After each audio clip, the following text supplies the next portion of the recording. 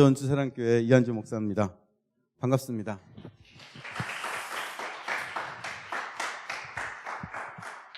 (2년) 전에 수련회에서 만나뵌 적이 있는데 이렇게 또 다시 만나뵙게 되니까 더 반갑습니다. 이 시간에는 방금 우리가 읽은 요한복음 9장 1절에서 7절을 중심으로 눈먼 자들의 하나님 나라라는 제목으로 말씀을 전하려고 합니다. 여러분들 혹시 동화나 영화 보시다가 왜 악당들은 다 장애인이지? 이런 의문 가져보신 적 없으십니까? 동화 피터팬에 나오는 악당 후크 선장은 한쪽 팔에 갈고리 하고 있죠. 해리포터의 악당 볼드모트는 코가 없습니다. 스타워즈의 악당 시디어스는 백반증의 피부 종양이에요. 반지의 제왕에 나오는 골룸은 등이 굽고 키가 작습니다. 많은 영화, 동화에서 악당은 겉으로 드러나는 장애를 가지고 있습니다. 반면에 대부분의 주인공, 착한 사람들은 비장애인, 잘생긴 백인이죠. 또 주인공에게 장애가 있다고 하더라도 마지막에는 사랑이나 마법으로 치유가 됩니다. 여기에는 분명히 장애는 좋지 않은 것, 그 상태로 있으면 안 되는 나쁜 것이라는 생각이 있는 거죠. 그러면 성경은 장애를 어떻게 보고 있을까요? 레위기 21장 17절에서 20절입니다. 아론에게 말하여 이르라. 누구든지 너희 자손 중 대대로 육체에 흠이 있는 자는 그 하나님의 음식을 드리려고 가까이 오지 못할 것이니라.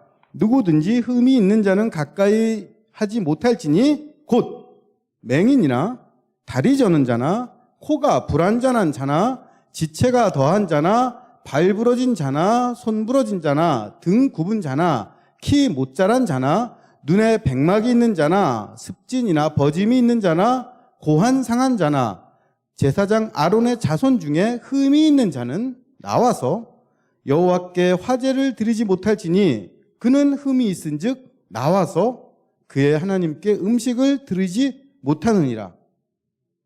레위기에 영화나 동화에서 악당으로 나왔던 장애인들이 다 나와요. 후크 선장 같은 신체 장애인, 볼드모트 같이 코가 없는 사람, 시디어스 같이 눈에 백막이 있고 피부에 버짐 있는 사람, 골룸처럼 등이 작고 키가 못 자란 사람입니다. 이런 사람들은 하나님께 못 나와요. 그런데 이건 일반인이 아니라 아론의 자손 하나님께 제사를 드리는 제사장에 대한 규정입니다. 자, 그럼 한번 생각해 보죠. 누군가 이 레위기를 근거로 장애인은 목사나 사제가 되면 안 된다 이렇게 주장하면 여러분은 그 사람을 어떻게 판단하시겠습니까? 그 사람 정말 하나님 말씀대로 잘 따르는 사람이라고 생각하실 건가요? 분명히 성경적인 근거 있잖아요. 여기서 우리는 뭔가 문제가 있다고, 우리가 성경을 해석하고 적용할 때는 그 말씀이 본래 전하고자 하는 의미가 무엇인지를 깊이 생각하고 적용해야 한다. 특히 어떤 사람에게 적용하면 아주 치명적인 좌절을 줄 수 있는 그런 구절들은 더욱 신중해야 한다는 것을 알 수 있죠. 제사장은 흠이 있으면 안 된다. 장애인은 제사장이 될 수 없다. 이 레위기의 규정을 지금도 지키는 기독교 종파가 있습니다. 어떤 종파일까요? 객관식. 1번 성결교, 2번 장로교, 3번 순복음, 4번 카톨릭. 정답은 몇 번 같으세요? 예. 이렇게 딱 맞히면 또 좀 곤란한데. 정답은 4번 카톨릭입니다. 좀 의외죠? 카톨릭 사제가 되려면 반드시 카톨릭 신학교를 졸업해야 되는데 카톨릭 신학교 입학 조건 중에 정신적, 육체적 결함이 있는 사람은 입학이 안 된다. 이런 규정이 있어요. 현재 우리나라에서 장애인의 입학을 허락하지 않는 유일한 학교가 카톨릭 신학교입니다. 여러분도 한번 생각해 보시면 알 수 있을 거예요. 장애를 가진 목사님은 보신 적 있을 겁니다. 그런데 장애 있는 신부님은 거의 못 보셨을 거예요. 우리나라 가톨릭 사제 중에 딱 한 분, 박민서 신부님이라고 대전에서 대전 교구에 계신 분이 장애인 사제이신데, 그런데 이분도 장애가 겉으로 드러나지 않는 청각장애예요. 그런데 이분이 2006년에 사제 서품 받을 때도 논란이 있었습니다. 이거를 아는 신부님한테 이제 물어봤어요. 왜 그래요? 그랬더니 장애인이 사제되는 걸 이렇게 금지하는 규정은 장애인을 차별하려는 의도보다 사제가, 신부가 그만큼 어렵고 힘든 일이라서 그런 거라고 설명하시더라고요. 사제는 다른 약하고 병든 사람들을 돕는 사람인데 사제에게 장애가 있으면 이 역할을 하는데 문제가 되는 그런 설명이었습니다. 그리고 레위기도 이런 관점에서 이해한다고 하시더라고요. 당시 레위인들은 칼이나 불 같은 위험한 물건을 다루는, 지금으로 얘기하면 정육점 직원하고 가장 흡사한 일을 많이 했어요. 그래서 그런 위험한 일이었기 때문에 장애인들한테 그런 직책을 허락하지 않은 거였다, 이렇게 해석했습니다. 저는 성경을 문자대로가 아니라 시대 상황과 본문 의도를 고려해서 재해석하고 적용해야 된다고 믿기 때문에 레위기를 근거로 장애인을 차별하는 이 해석은 다른 해석이 아니라 틀린 해석이라고 생각합니다. 장애인도 사제가 되어서 할 수 있는 일, 사제에게 장애가 있어서 더 잘할 수 있는 일도 있다고 생각하기 때문에 장애인을 입학을 막는 가톨릭 신학교의 규정은 옳지 않고 머지않아서 이런 규정들은 사라질 거라고 생각하죠. 그런데 레위기 규정을 지금 그대로 적용하는 게 문제가 있는 것처럼 지금의 장애인 인권 감수성으로 수천 년 전에 제사 규정을 해석해서 기독교는 장애인을 차별하는 종교야, 이렇게 단정하는 것도 옳지 않죠. 레위기는 하나님께 바쳐지는 제물이 흠이 없어야 하는 것처럼 그것을 바치는 제사장에게도 온전함을 요구했던 겁니다. 그리고 그 신체의 불완전함은 도덕적인 죄가 아니라 단지 그들의 신체 기능이 제사장 직무에 부적합하다, 이런 걸 의미한 거죠. 그래서 이 규정은 지금 시대의 장애인 인권 감수성에 맞춰서 충분히 다르게 재해석할 여지가 있고, 그래서 현재 개신교에서는 장애를 가진 많은 목사님들이 여러 분야에서 훌륭하게 활동하고 계십니다. 그럼에도 구약에 장애에 대한 거부감과 차별의식이 담겨 있고, 또 장애가 본인과 다른 사람에게 고통을 준다는 그 사실은 부정할 수 없을 것 같아요. 동화나 영화에서 악당이 장애인으로 자꾸 등장하는 것도 이런 생각이 반영된 현상일 겁니다. 오늘 읽은 본문에도 장애인이 등장하죠.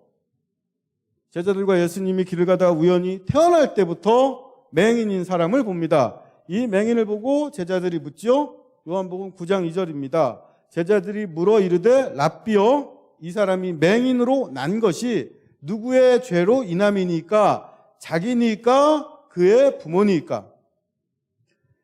당시 맹인들은 할 수 있는 일이 없었기 때문에 구걸을 했습니다. 이 맹인도 길에서 구걸을 하다 예수님의 일행을 만났죠. 제자들은 길에서 구걸하는 이 거린이 날 때부터 맹인이었다는 걸 알고 예수님께 질문합니다. 그런데 여기서 한 가지 의문점, 제자들은 어떻게 이 사람이 날 때부터 맹인이었다는 걸 알았을까요? 여러분은 시각장애인 보시면 그분이 선천적인 장애를 가지신 건지 아니면 나중에 시력을 잃으신 건지 알 수 있나요? 제가 특수교육 전공한 맹학교 근무하는 선생님에게 이걸 물어본 적이 있어요. 알 수 있대요. 어떻게 알 수 있냐고 물어봤더니 그냥 보면 안답니다. 여러 맹인 분들을 만나다 보면 선천적인 장애와 후천적인 장애의 그 미묘한 차이를 구분할 수 있게 된대요. 그러니까 많이 만나면 알게 되는 겁니다. 비슷한 게 성형이죠. 저는 성형하신 분들 잘 구분 못하거든요. 그런데 성형외과 의사분들이나 성형에 관심이 많은 분들은 그냥 딱 보고 쌍꺼풀, 앞팀, 양악 이렇게 진단을 내리고 보톡스, 필러 막 이러면서 부위별로 구분을 해내시더라고요. 많이 보면 아는 겁니다. 그럼 제자들이 길에서 만난 사람이 날 때부터 맹인이었다는 걸 알았어요. 이게 무슨 뜻입니까? 당시 맹인이 지금 우리가 생각하는 것보다 훨씬 많았다. 흔했다. 그냥 보면 저 사람이 어떤 종류의 맹인인지 알 수 있을 정도로 자주 보였다는 겁니다. 그러니까 우리는 성경에 나오는 시각장애를 아주 특별한 일이 아니라 우리 주변에서 볼 수 있는 어떤 심각한 문제, 어려움, 이런 걸로 생각해 볼 수 있는 거죠. 조금 다른 말로 하면요, 내가 바로 성경에 나오는 맹인일 수 있겠다는 겁니다. 날 때부터 앞을 볼 수 없어서 구걸하는 이 사람을 보고 제자들이 질문합니다. 태어날 때부터 불행한 사람, 길에서 구걸하는 비참한 인생을 보면서 제자들이 삶에 대한 근본적인 질문을 하는 거예요. 누구 죄 때문입니까? 제자들은 장애를 보고 이걸 곧바로 죄와 연결시킵니다. 그리고 원인을 찾죠. 죄와 장애를 연결시키는 이 제자들의 생각을 성경이 말하는 생명, 복의 관점에서 이렇게 해석할 수 있습니다. 성경에서 복은 하나님이 주신 생명이 그 피조물들에게 가득 드러나는 건데 이 시작이 몸입니다. 그래서 몸에 문제가 있는 장애는 복의 반대 저주이고 하나님은 복과 저주를 주관하시는 분인데 이유 없이 저주하지 않으시는 선하신 분이니까 누군가에게 장애가 있다는 건 그 사람에게 어떤 죄가 있다는 증거가 되는 거죠. 생명과 건강이 하나님께 오는 복이라고 여기는 건 옳은데 이 생각이 몸의 문제인 장애를 도덕적인 죄와 연결시키고 장애와 병이 죄를 저질렀다는 증거가 돼요. 그래서 장애, 저주, 죄인이 한 묶음으로 이어지는 겁니다. 그래서 누구 죄 때문입니까? 질문한 다음 그 다음에 뭐 합니까? 죄 지은 범인을 찾죠. 인간에게 닥쳐오는 불행이 과연 누구 책임인가? 누구 죄 때문에 이 사람은 앞을 못 보는 불행을 겪고 있는 건가? 불행에 대한 책임자를 찾습니다. 왜요? 원인을 알아야, 범인을 잡아야 문제를 해결할 수 있기 때문입니다.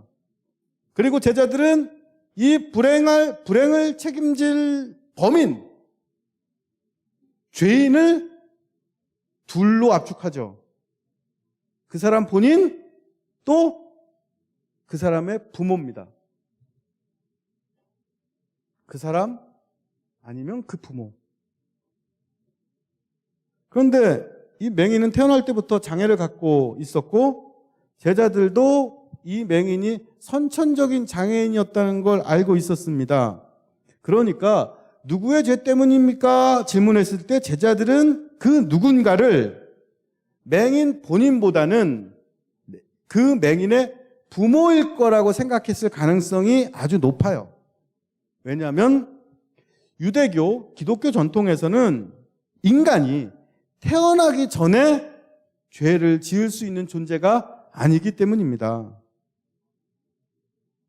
그런데 이런 유대 기독교와는 달리 현실의 불행을 그 누구도 아닌 그 사람 본인에게 돌릴 수 있는 종교가 있어요.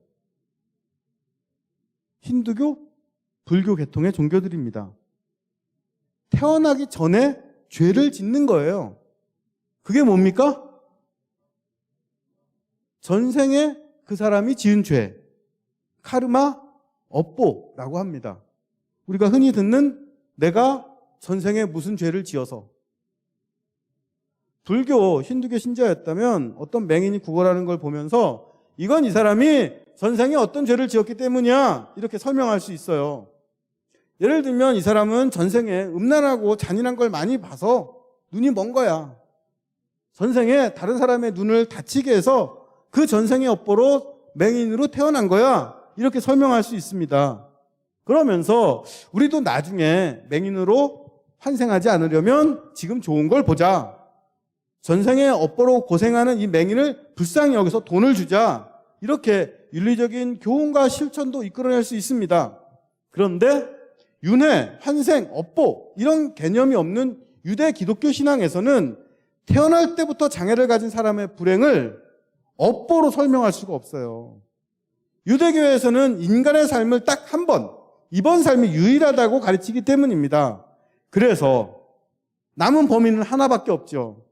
맹인이란 불행을 책임질 그 범인은 바로 그 사람의 부모입니다. 성서시대 사람들은 죄를 지금 우리가 생각하는 것보다 훨씬 더 구체적이고 물질적인 걸로 생각했어요. 나쁜 말이나 생각, 남을 괴롭혔던 행동들은 그냥 사라지지 않고 그 사람 몸에 남아요. 또 원수가 한 저주가 그 대상이 저주를 받을 만한 잘못을 하면 효력을 발휘합니다. 이렇게 아이의 부모, 특히 산모가 지은 죄는 아이에게 실제적인 영향을 준다고 믿었어요. 그래서 아이가 장애를 가지고 태어나는 건 부모가 그 아이를 가졌을 때 어떤 죄를 지었다는 증거가 됩니다. 그래서 제자들은 부모 죄 때문입니까? 물었던 거죠. 여러분, 한번 생각해 봐요. 자식의 장애를 부모와 연결시키는 이런 믿음이요, 이거 원시적이고 미신적이라고 생각되십니까? 지금도 똑같아요. 산모들이 제일 많이 듣는 말이 뭡니까? 엄마가 좋은 생각하고 좋은 마음 가져야 아이가 건강하게 태어나지. 산모라면 누구나 들어봤을 이 말 틀렸습니까? 과학이 발달해도 어디까지 범위를 죄로 여길 거냐, 이것만 달라졌지 부모와 아이를 하나로 생각하고 아이의 건강과 장애를 엄마와 연결하는 건 지금도 마찬가지예요. 어떤 사람이 맹인으로 태어난 걸 부모의 죄 때문이라고 생각하는 제자들의 생각을 현대적인 말로 이렇게 표현할 수 있습니다. 장애는 유전이지. 임신 중에 담배 펴서 저런 아이가 태어난 거 아니야?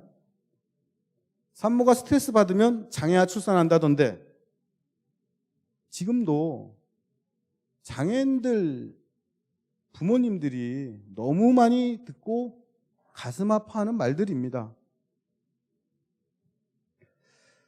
다운증후군 자녀를 키우시는 부모님을 알고 있어요. 이분들은 아이에게 다운증후군이 있다는 걸 알고도 출산을 선택하신 아주 훌륭한 분들입니다.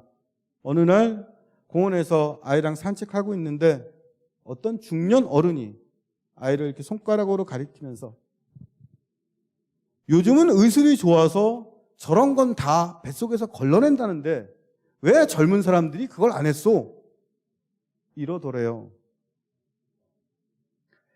그런데 이런 질문을 한두 번 받는 게 아니랍니다.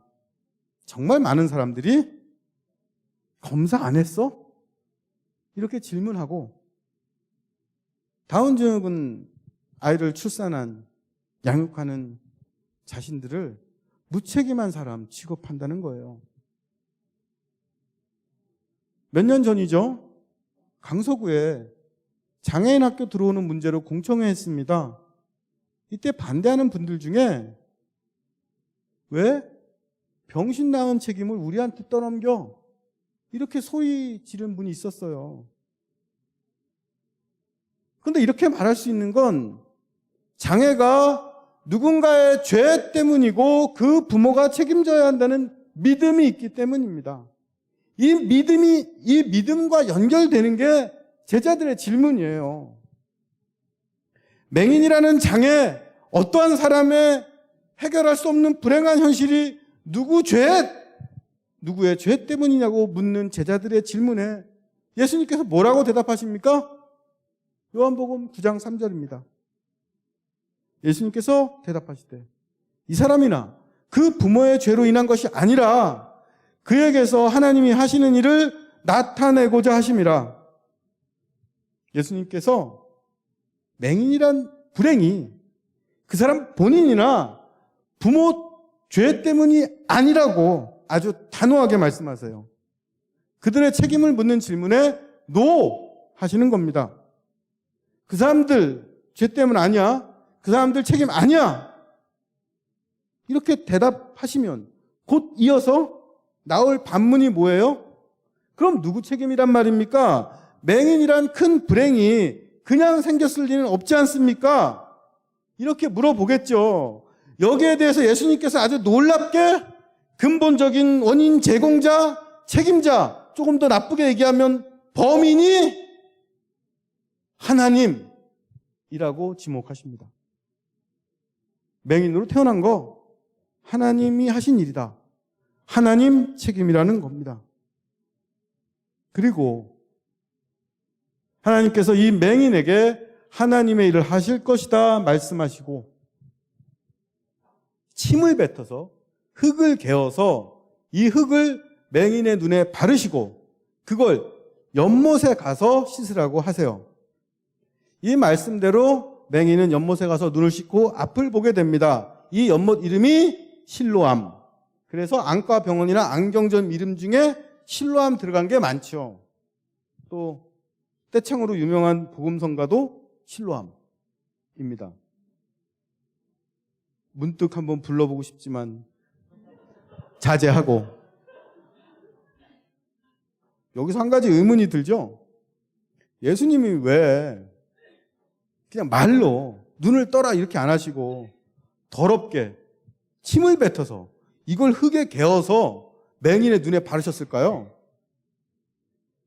이걸 제가 한번 해봤어요. 눈에 바를 만큼 흙을 개려면 침이 정말 많아야 됩니다. 침 뱉어서 흙을 개고 눈에 흙을 바르는 수고하지 않았으면 좋았을 텐데 흙을 바르셨습니다. 그리고 눈에 이 흙을 발라서 생긴 문제가 있어요. 이 맹인이 헷갈리는 겁니다. 자기가 눈을 뜨게 된 게 예수라는 분의 능력인지 아니면 눈에 발랐던 흙과 침에 무슨 효력이 있는 건지 분명하지 않게 된 거예요. 오늘 9장 전부를 다루지는 않지만 이 후반부에는 눈을 뜬 맹인이 자기가 눈을 뜨게 된 이유를 막 찾아요. 그리고 예수님을 고백하는 과정이 나오는데 이때 맹인이 처음에 계속 했던 말이 내 눈에 진흙을 발랐답니다. 맹인이 헷갈리는 거예요. 자기가 눈을 왜 어떻게 뜨게 됐는지. 그리고 예수님을 처음에는 그 사람이라고 불러요. 그러다가 예수님을 선지자, 그리스도, 주님으로 고쳐 부르게 되죠. 그리고 자기의 눈을 뜨게 한 것이 진흙이 아니라 예수님의 능력이었다는 걸 깨닫고 고백하게 됩니다. 이렇게 예수님의 능력을 깨닫고 그분을 주님으로 고백하는 것이 참된 그리스도인 증언자로 성장하는 과정입니다. 이걸 아주 정교하게 알려주는 게 요한복음 9장의 중후반부인데 오늘은 이 부분은 다루지 않고 사건 자체에만 집중해 보죠. 예수님께서는 이 맹인을 고치시는 기적을 통해서 하나님께서 생명의 주인이며 빛을 주시는 분이신 걸 증거하고 예수님 그분이 하나님이 보내주신 빛, 구원자인 걸 알리셨습니다. 이 기적으로 누구의 죄 때문입니까? 라고 물었던 제자들의 궁금증은 풀렸을 거예요. 예수님 말씀대로 맹인에게 하나님의 일, 하나님의 능력을 보이셔서 눈을 뜨게 해주셨기 때문입니다. 그런데 우리 의문도 해결되나요? 여러분 한번 생각해 보세요. 이 본문에서 우리가 얻을 수 있는 교훈이 뭡니까? 예수 그리스도께서 치유하실 걸 믿고 나아가면 반드시 고쳐진다? 이 본문을 가장 잘못 읽는 관점이에요. 길에서 우연히 만났습니다. 예수님 믿는 마음 하나도 없었어요. 예수님을 주라고 고백하는 건 아까도 말씀드렸다시피 9장 뒷부분입니다. 그러니까 우린 이 구절에서 믿음의 요소를 찾을 수가 없는 거죠. 이것보다 더 큰 문제는 만약에 그 후에 장애라는 게 사라지고 이게 누구 죄 때문입니까? 라고 묻게 될 인간의 불행이 없어졌다면, 지금도 장애가 치유되는 기적이 주말 드라마처럼 매주 펼쳐진다면 납득하죠.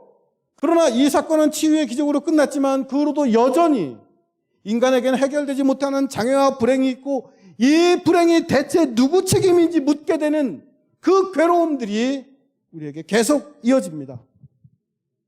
도대체 이 불행을 통해서 하나님께서 하시려고 하는 일이 뭔지, 어떻게 하나님의 일을 나타내실 건지 의문이에요.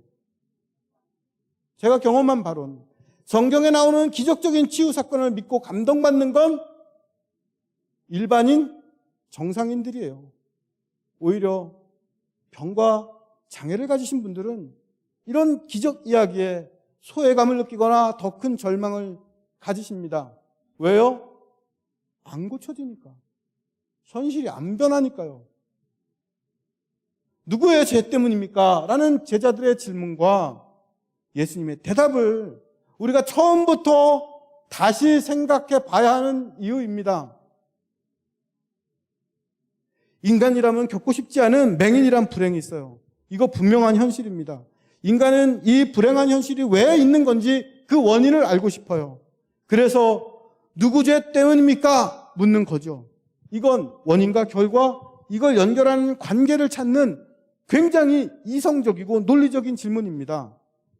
이 질문의 가장 기본적인 생각은 세상에는 원인 없는 결과, 이유 없이 생기는 일은 없고, 인간은 그 이유를 찾아서 이해할 수 있고, 이걸 알아내면 불행을 제거하고 행복을 증진시킬 수 있다는 믿음입니다. 이게 과학이에요. 힌두교와 불교가 불행의 책임을 현지에서 찾지 못할 때 시간을 막 확장해서 전생에 업보에서라도 답을 찾는 건 원인과 결과가 인간에게 있다는 믿음입니다. 그런데 원인과 결과가 인간에게 있다는 그 믿음은 불행이라는 현실도 바로 인간의 책임이라는 결론을 가져오죠. 불행의 원인은 모르지만 어쨌든 인간에게 너한테 책임이 있다는 거예요. 그러나 예수님은 다릅니다. 불행에 대해 인간은 궁극적으로 책임 없다, 책임질 수 없다는 것이 예수님의 대답이고, 다른 사람의 불행을 보면서 그 원인을 찾으려고 하는 사람들에게 그거 니네들 일 아니야, 그 사람과 부모 괴롭히지 마, 이렇게 불행과 불행한 당사자의 연관관계를 단호하게 끊으십니다. 이게 우리가 오늘 이 본문에서 얻어야 될 첫 번째 가르침이에요. 불행은 그 사람과 부모의 죄 아닙니다. 그 사람들한테 책임 없어요. 제발 타인의 불행에 누구 잘못이냐고 묻지 마세요. 우리가 질문 안 해도 그 당사자들 매일매일 괴롭습니다.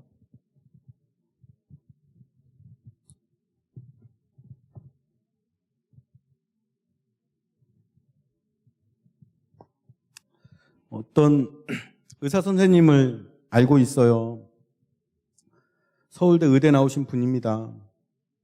그런데 10년 전에 이분 자녀 중에 한 명에게 정신질환이 생겼습니다.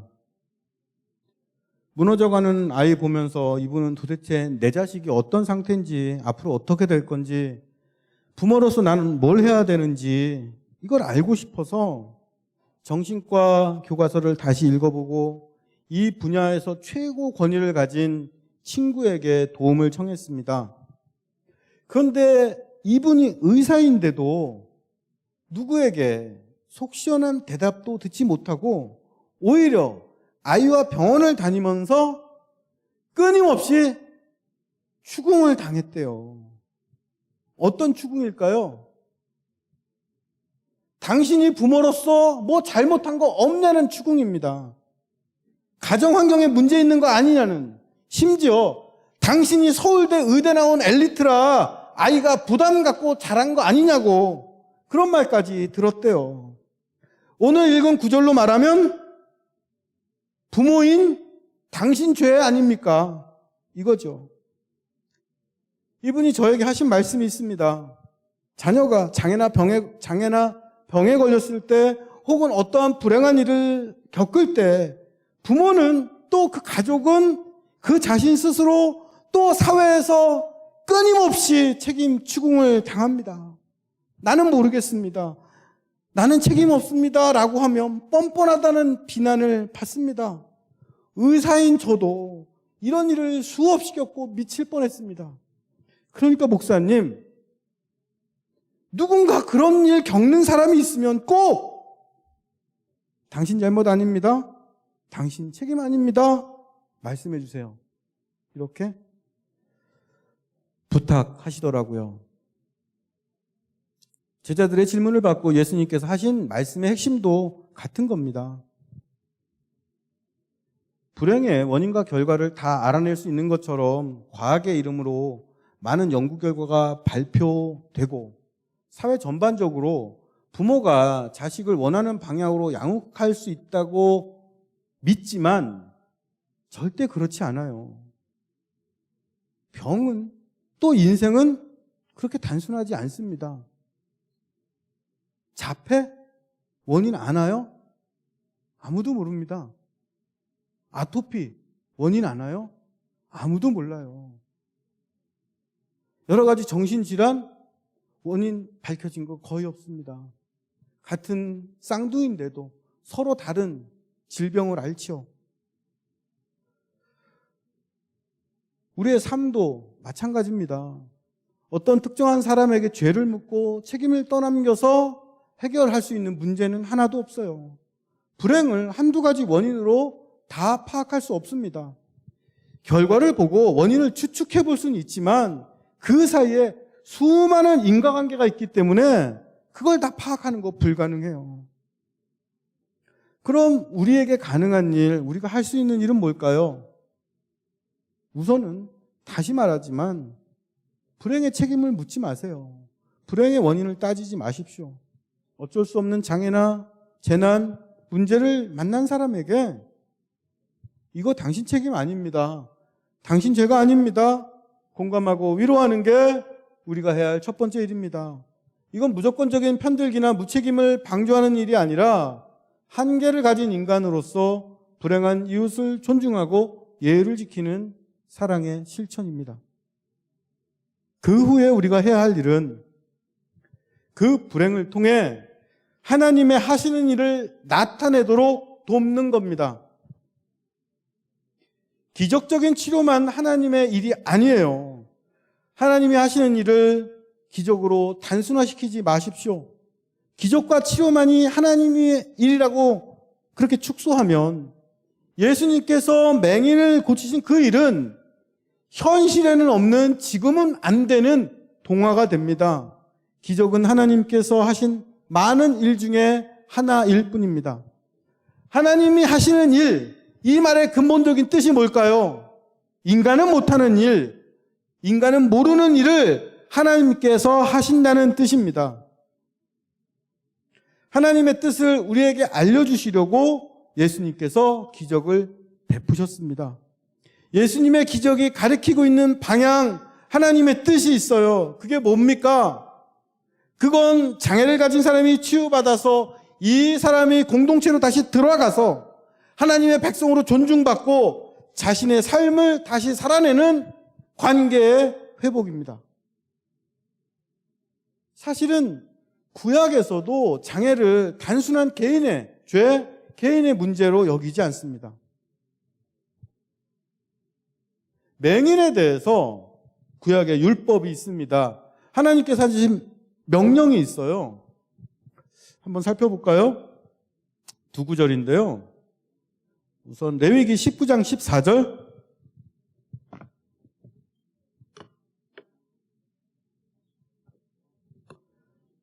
너는 귀먹은 자를 저주하지 말며 맹인 앞에 장애물을 놓지 말고 내 하나님을 경외하라. 나는 여호와니라.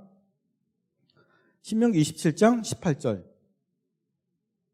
맹인에게 길을 잃게 하는 자는 저주를 받을 것이라 할 것이요 모든 백성은 아멘 할지니라. 이 말씀이 어떻게 적용되었을까요? 여러분이 맹인의 이웃이라고 한번 생각해 보세요. 어느 날 맹인이 여러분 집 앞을 지나가다가 돌부리에 걸려서 넘어졌어요. 이게 맹인 잘못입니까? 여러분 잘못입니까?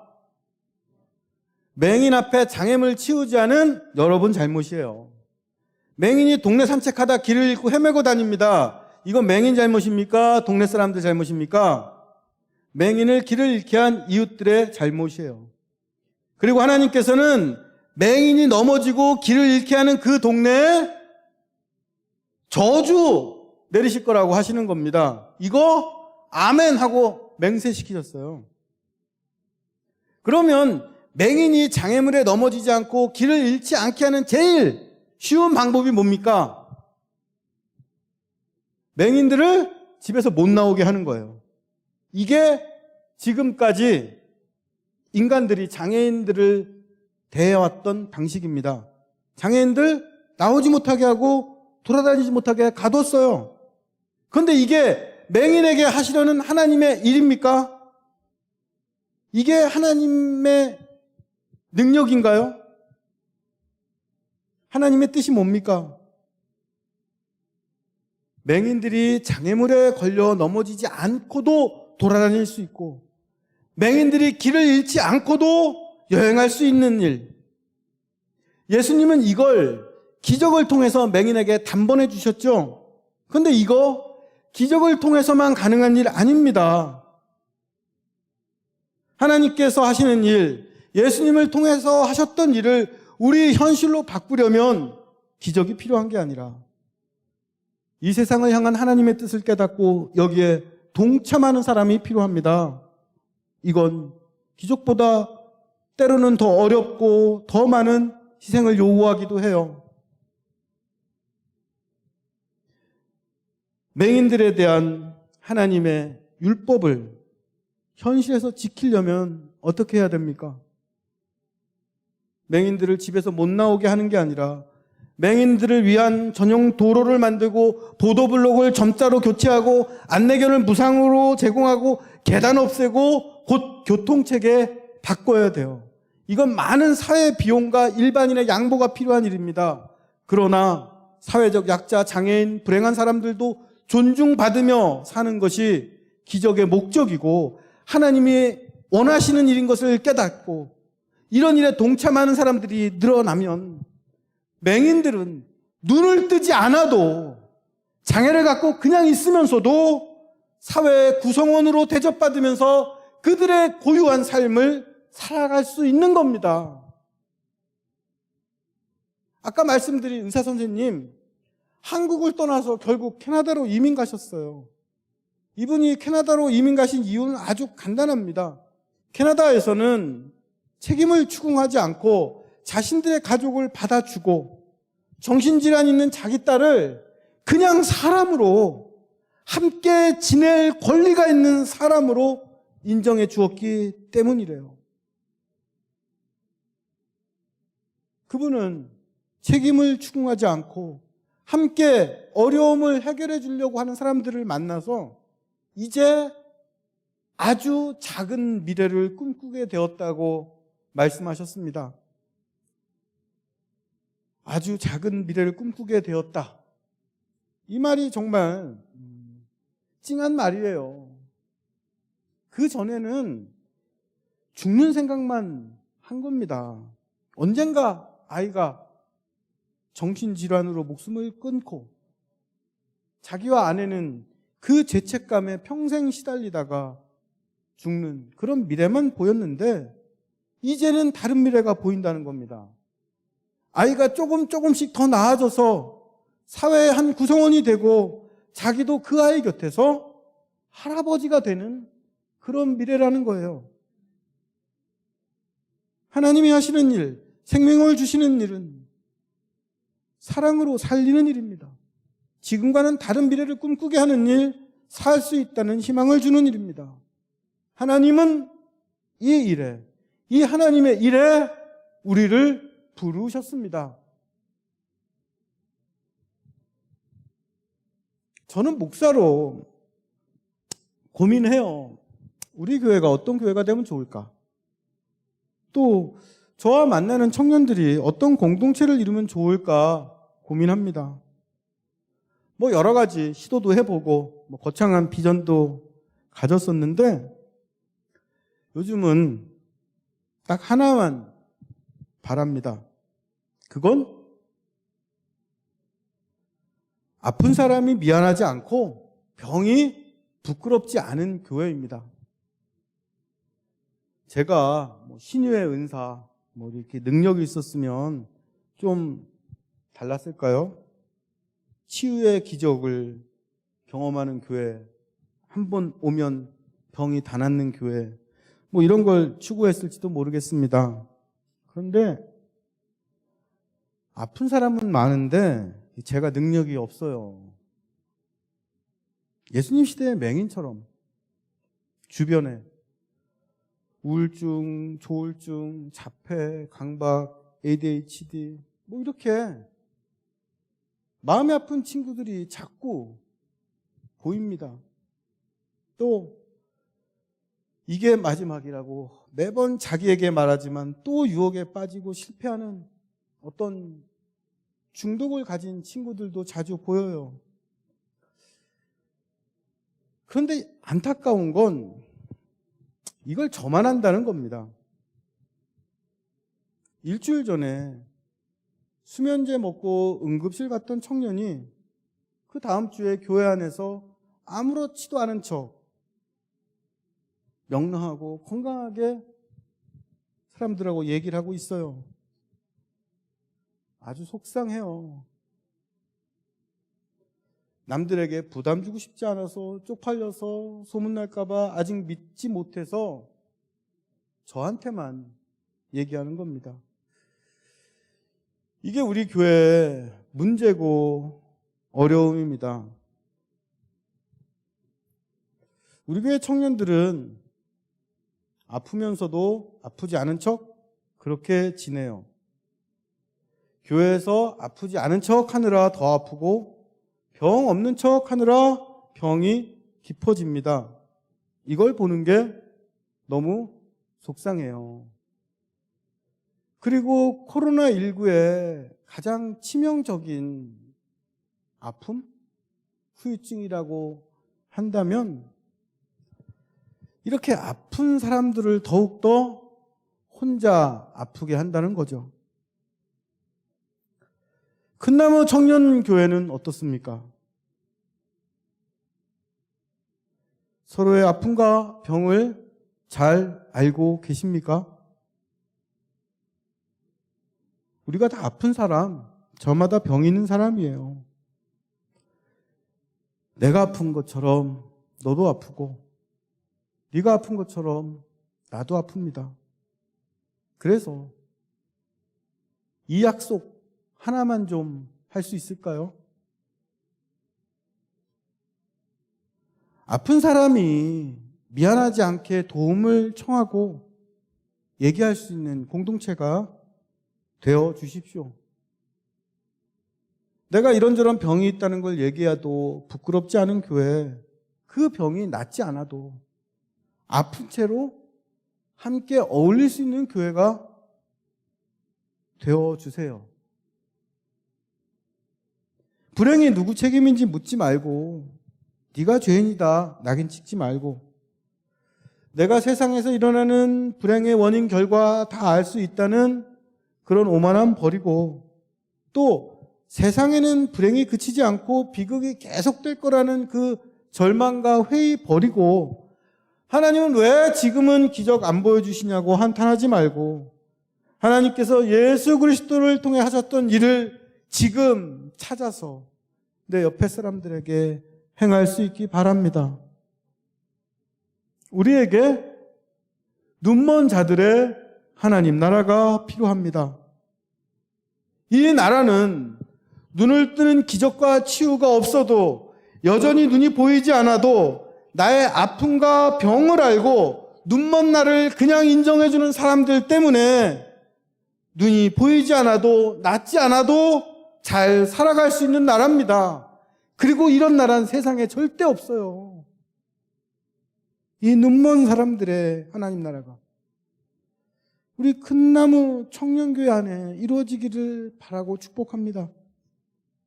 어찌할 수 없는 운명의 짐에 눌려서 고통스러운 사람들에게 희망과 생명을 주는 일, 그들이 다른 미래를 꿈꾸게 하는 일에 우리 큰나무교회 청년들이 귀하게 사용되기를 간절히 바라고 축복합니다.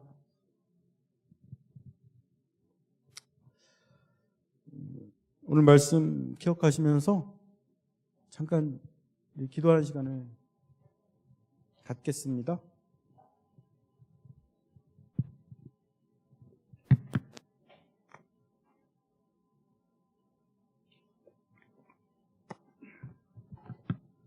네, 오늘 말씀 기억하시면서 가정에 있으신 분들 또 현장에 있는 분들 또 드리죠. 누구의 죄 때문입니까? 지금도 자기와 가족들과 자녀가 겪는 불행과 아픔과 고통 때문에 추궁당하는 분들이 있습니다. 너의 죄, 너의 책임이라는 말에 마음 상하시는 분들을 위해서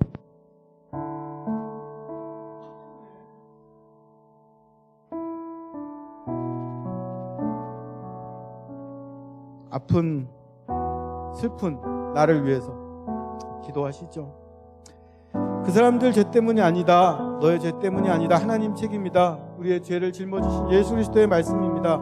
이 말씀이 이 땅에서 고통받는 사람들에게 위로가 되길 기도하시겠습니다. 하나님이 하시는 일을 희망하며 간구하는 기도 드리겠습니다. 하나님께서 어떻게 일하실지 우리 모르지만 간구합니다. 살펴주시고 불쌍히 여겨주시고 살려주시고 회복시켜주시고 다시 아프지 않게 하시고 희망 주시기를 우리가 그 일에 함께 할 수 있기를 기도하시겠습니다.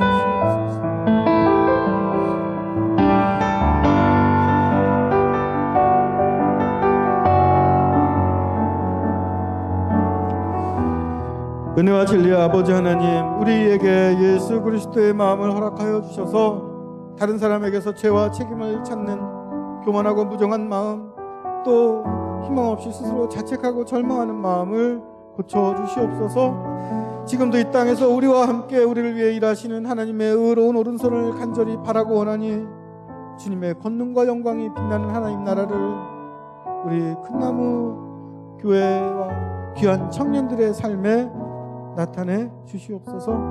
예수 그리스도 이름으로 기도드렸습니다. 아멘.